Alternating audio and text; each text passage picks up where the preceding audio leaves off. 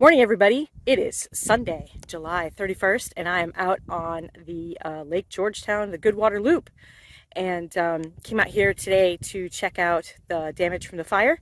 I'm gonna go scope out the double track side, which I think is the north side, and see what it looks like over there. I take a shortcut today, and I'm headed towards the box crossing just to get over there so I could see everything. But I wanted to show you guys this.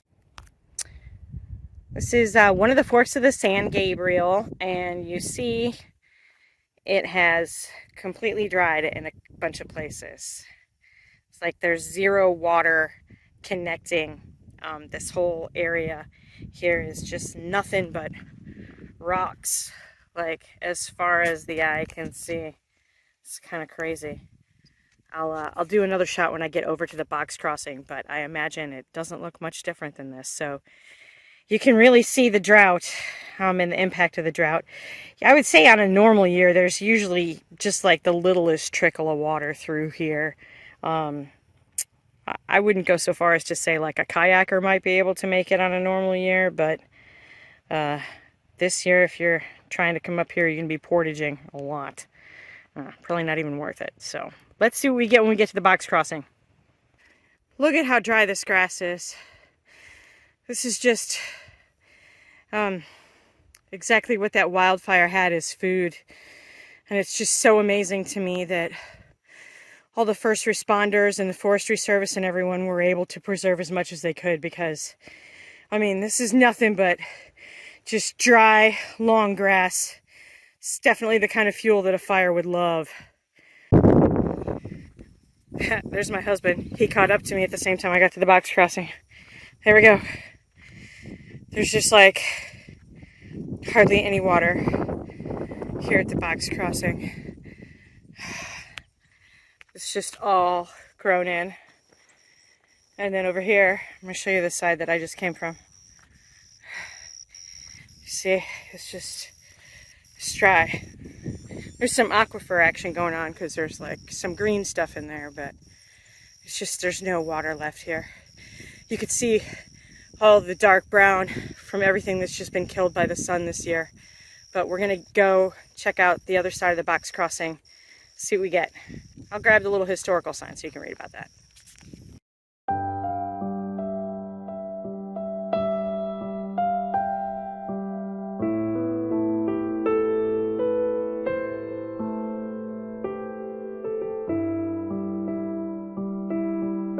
Okay, if you look out there in the distance, you can see it's like there's green trees, green trees, and then there starts getting kind of a layer of brown trees, and then I don't know if I can zoom in enough. Let me do this so I can see.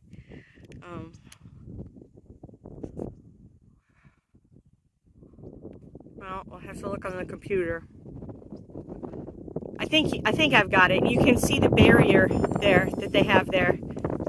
So I'm somewhere in mile 12, coming up on the mile 13 mile marker. And holy cow, how did they stop this from taking the whole field? Great job. I mean, unbelievable. Okay, so this isn't here. This was cut for the fire break. So you could see that goes all the way around. But look at this. Just look at this. Of course, the only thing left standing is the dang prickly pears. Those things are like the most sturdy things ever. Oh my gosh. This is just crazy. Holy cow. Alright, well, I'm gonna go check out this prickly pear right over here.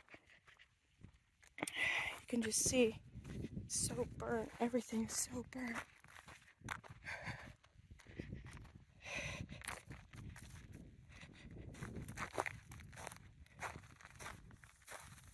Yeah, how did they save any of this?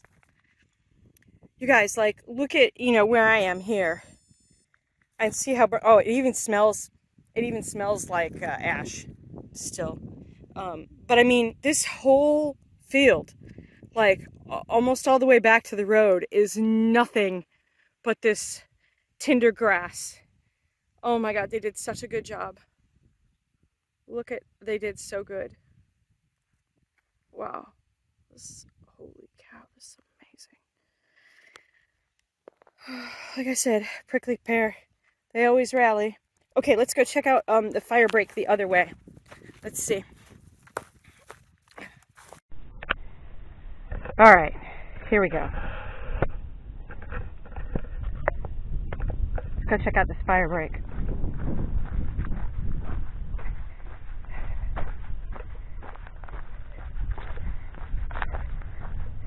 Okay, this is really interesting.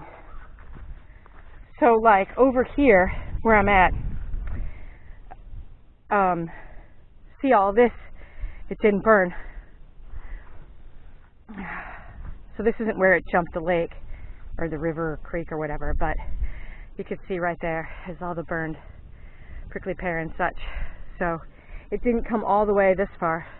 And that's the whole point of the fire break, right, is to cut it so that there's no fuel for the fire to burn. So the fire actually started on the other side of Lake Georgetown, and there's water here, as you can see. So it jumped from the one side to the other side from some sparks that caught some air. So, you know, whenever you hear people talking about like cigarette butt can light a whole field on fire, or the spark from apparently using a grinder on metal is what caused this. That's the, I think, official, unofficial, or maybe both, I don't know, but you can see, like, there's water here, so it had to jump from that side to this side, and it looks like it pretty much jumped right here. I don't know what this weird little cairn is here, but maybe it was supposed to be a trash can. I'm not sure, but it's very strange. Don't build fires where you're not supposed to, people, especially in Texas in the middle of summer after we've had like 50 some odd 100-degree days. So here's the water. Sorry, my watch is beeping. And then here's all the burned part with the fire break. So it looks like it came across here, and it looks like it burned really hot right up here. There's a lot of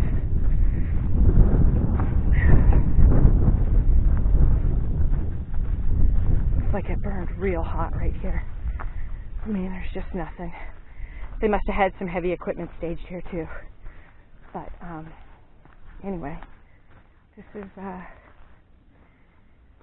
what it looks like. Oh man, it smells. It doesn't even smell good like a campfire would smell. It smells just like burnt. Wow. That's just crazy. Alright, let's see. When we get back to the main trail, there's a couple things I really want to check on. There's this one tree I want to show y'all, and then we'll just get some more video of what it looks like here. But these people, I can't even thank them enough for saving as much as they did. And we don't even have, like, we don't even live immediately nearby, so like our house wasn't at risk or anything like that. But all these people who live in this area, especially those people up there on the hill, not sure if you can see it, but those guys, I bet they're glad. And then everyone who lives, of course, in the Santa Rita area back there, and on the county road that gets here to the park, probably all super thankful that this was taken care of as well it was. But my goodness, just look at it. That's crazy. This tube was always here. Well, I mean, it's been here for a number of years. It hasn't always been here because it's relatively new, but in the grand scheme of things, but it wasn't put in for the fire. Okay, well, they made use of this farm road here as part of their area they could transit on, but just look at it. My God, it's crazy.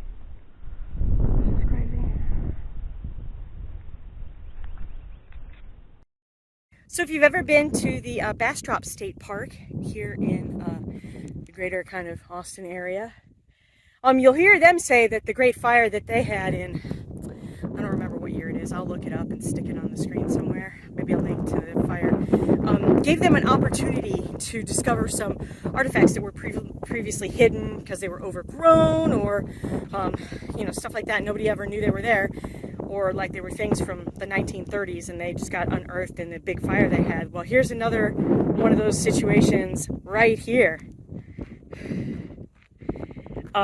This is a rock wall that was part of a property line fence or someone's fencing.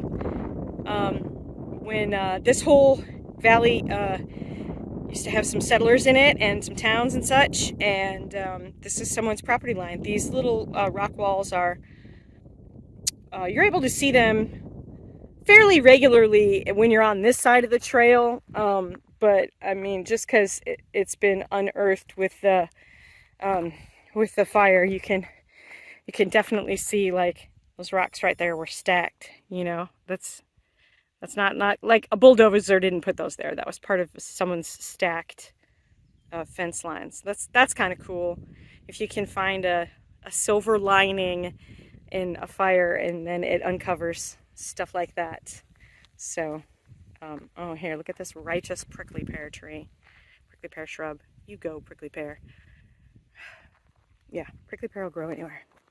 All right, let's go some more. I think we're coming up to mile marker 13 here.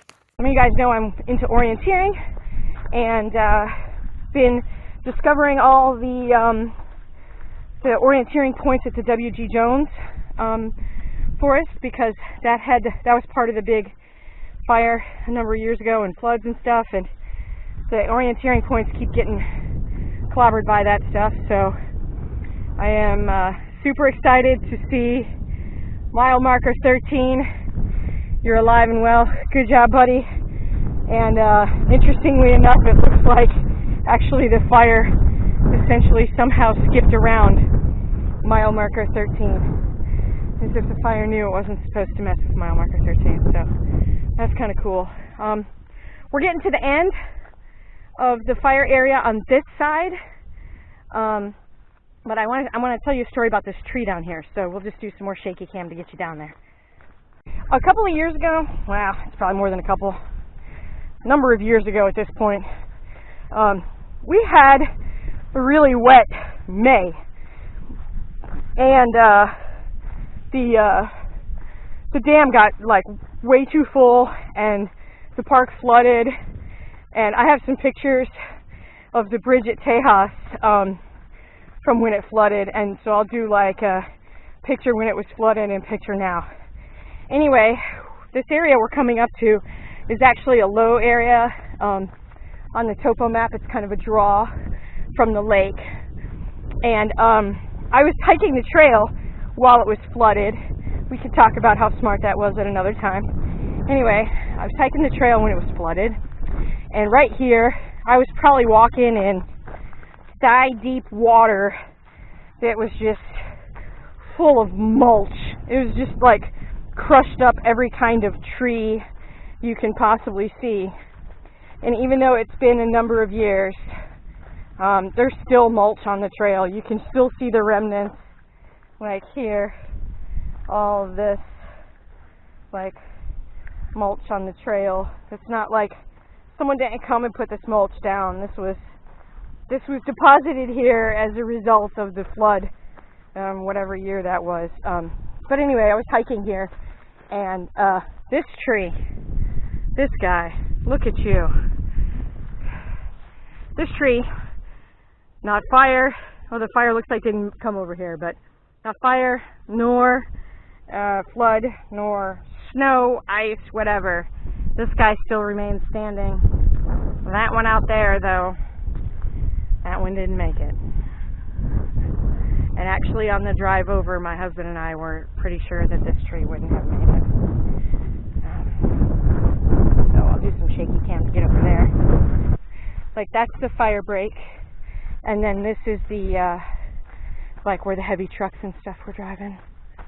Oh my goodness, you poor little tree. It's actually not a little tree. It's a pretty big tree. Oh. Poor guy.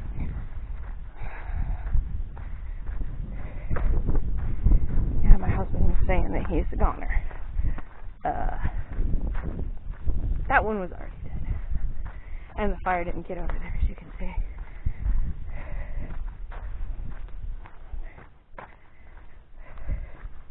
You guys, I cannot even tell you. Like, they did so well to have this be only, however much it was, 450 acres, something like that. They did so well. You have no idea. Like, all this is very dense cedar and oaks.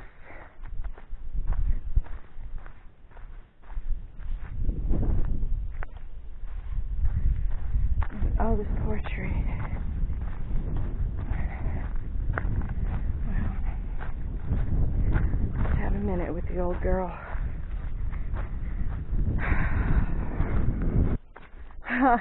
This poor tree, it looked like it was already pretty damaged from some of the storms we had, and it was already starting to sprout some new growth. You see that one little branch there, that's relatively new. But this whole top part, oh, you poor thing.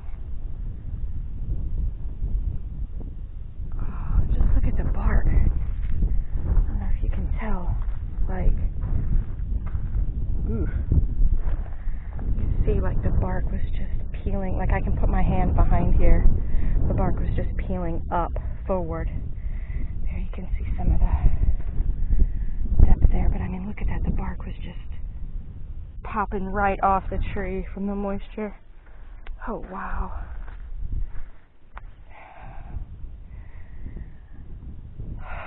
Looks like they had to work on this side quite a bit to get it out.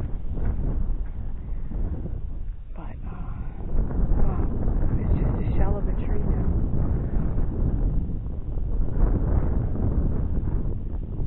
That's amazing. It's just all hollowed out and burnt.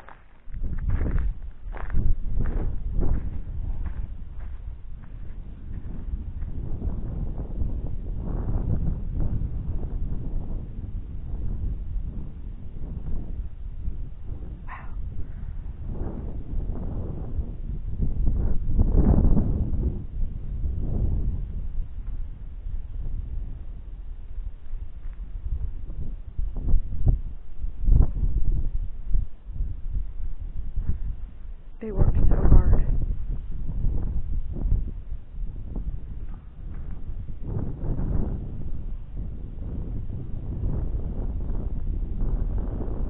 The fire didn't even start over here. It started on the other side, over there somewhere.